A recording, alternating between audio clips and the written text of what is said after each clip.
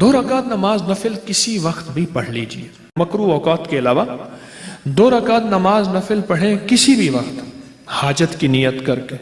اور اس کے بعد 3 بار سورۃ یاسین پڑھ لیں، بس جو مانگے ملتا ہے۔ میں کہتا ہوں،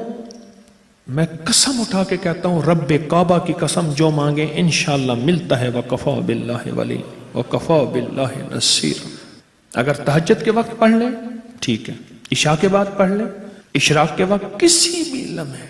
تنہائیوں میں کہ یا اللہ دنیا میں ایسی جگہ کوئی کہیں ہوتی، اکیلے بیٹھے رہتے یاد تیری دل نشیں ہوتے، کوئی لمحہ ایسا ہو اور کوئی ناممکن سے ناممکن، مشکل سے مشکل،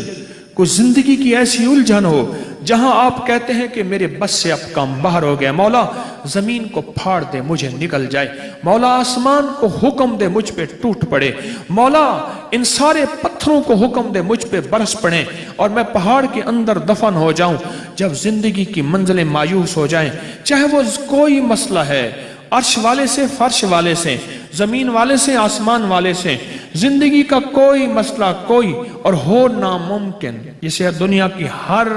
عدالت،